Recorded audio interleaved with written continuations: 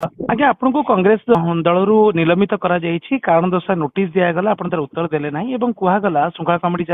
बयान देती कि आप दल थी जो स्टेटमेंट देते गणमाध्यम तारी एक्शन नहीं दलर मेम्बर नुह बहुत थर एक्सपीरियंस अच्छी 4 वर्ष कहूँ गोटे सेंट्रल गवर्नमेंट एम्प्लॉय मुझे रही पारिनी को मेम्बर ही पारिनी सब शुणी सब इंटरेस्ट ही ना फ्यूचर रे ना को यूथ को लेकिन रिक्वायरमेंट्स कौन क्वालिफिकेशन कौन विषय किसी एनक्वायरी करना भर ही अच्छा कौ दुनिया अच्छा मुझे कहीपरि जदि भी मो बाबा हूँ फॉर एग्जांपल प्रपोजल दे भी देला सी जब न रियलाइज करके दे भी देले तुम जो ऑफिस बेयर अच्छा तुम जो कमिटी होल्डर अच्छा तुम कमिटी मेंबर्स अच्छा आप सीनियर लोग आपड़ तो एटलिस्ट मो नाटा पढ़ला रियलाइज करते कि ना ये तो क्वालिफाई माने ये एलिजिबिलिटी ना ये तो सेंट्रल गवर्नमेंट एम्प्लॉय केमी पार्टी जॉइन करेंगे ऑफिस हो पारे से पिलाटा भी असुविधा हम आम दल भी ठीक हेनी तो से रियलाइज कले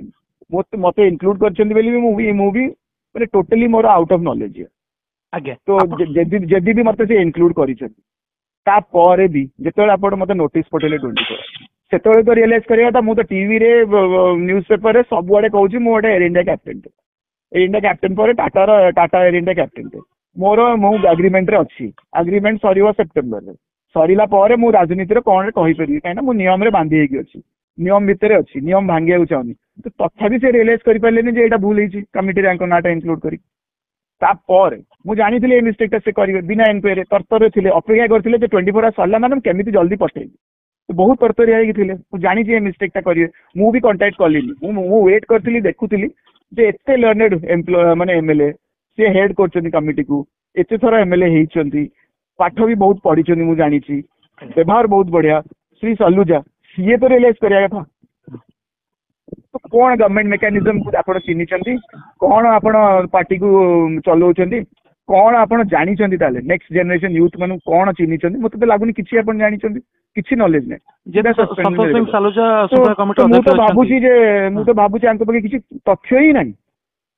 मुझे मेम्बर ही पारे तो मत सस्पेंड कले केमी मुझे क्वेश्चन पचारूँ सस्पेंड दबा आप किए से मत नोटिस पठेगा 24 आवर्स रिप्लाई करना आप किए से मु तो नुह आपंकर ये जदि भी किए भी देती मो प्रपोजल भूल तो आपंकर ना अप्रूव कर अप्रूव कले केमी पठेले कहीं अप्रूव कले कहीं तो मुझे या रिएक्शन देवी जे भाई भलसे टिके इनक्वायरी करंतु ये गोटे नेशनल पार्टी टे सीरियस हो जातु कमिटी वाला को एबे जाके देखंतु किए एलिजिबल किए नॉट एलिजिबल किए फालतू रे अछंदी ना गुडा खाली एमती मिछ मिछ का प्रपोजल हेगला आपण इंक्लूड कर देले से सब काम बंद करंतु गेट सीरियस आपण वाला दल हमको दरकार ये देश रे कांग्रेस पार्टी गोटे नेशनल पार्टी टे बहुत बहुत दरकार तांकर देश पे भलसे तथ्य लेकी इंक्वायरी करिकी काम करंतु प्रोफेशनली आ मते आपण सस्पेंड करिकी बहुत बहुत धन्यवाद मु आपन देबी जो सस्पेंशन लेटर जो गोटे माने इलीगल सस्पेंशन लेटर आप मत पठे तार किसी मायने ना मो लाइफ रे एटलिस्ट तो जदि भी पठे धन्यवाद मत गोटे गोटे माने गोटे बाट देखा क्लारिटी रे मोर आगु मो लाइफ रे बढ़ी पारि जदि राजनीति करियार थिबो जदि आपण कथा को गुरुत्वर सहित नै कि संतोष सिंह सालुजा जो माने श्रृंखला टीम जदि आउ थरे आपण को सस्पेंशन विड्रॉ करूछि आ निज भूल सुधारुछंती कारण आपण जे कहया कथा आपण ने एम्प्लॉय अछंती एपन तो दल रे तांकर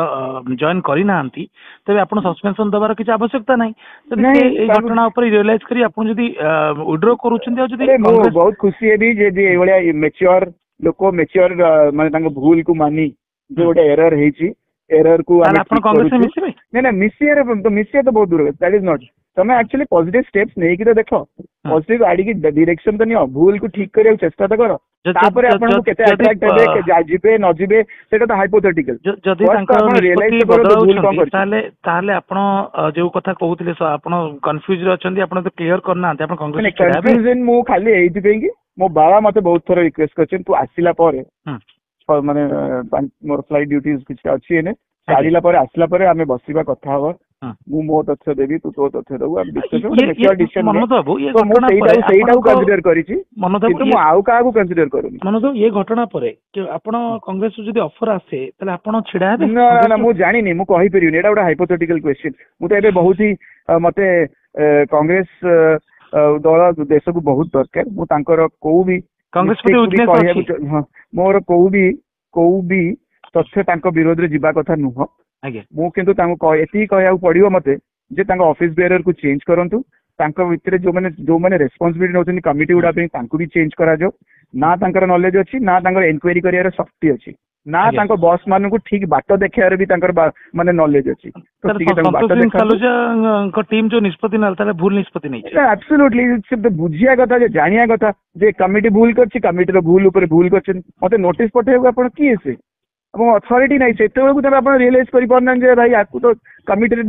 ଯିଏ ବି ଭୁଲ କରି ବାଉଳରେ ପୁରେଇ ଦେଇଛି, ଭୁଲ କରିଦେଇଛି, ଆକୁ କମିଟିରେ ଆପଣ କିନ୍ତୁ କେବେ ପଶିନଥିଲେ କି ଆପ୍ଲାଏ କରିନଥିଲେ?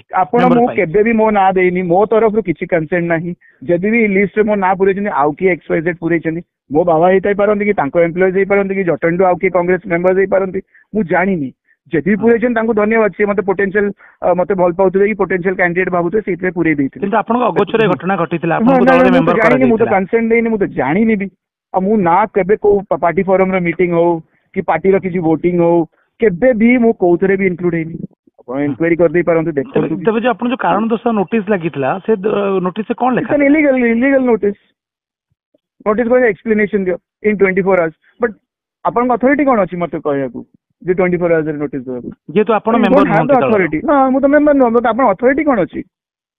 ଆପଣ ବିନା ଅଥରିଟିରେ ମତେ କ୍ୱେଶ୍ଚିନ୍ କରିବେ, ମୁଁ କାହିଁ ରିପ୍ଲାଏ ଦେବି ଆପଣଙ୍କୁ? ଇଏ ତିକ୍ତତା ପରେ ଆପଣ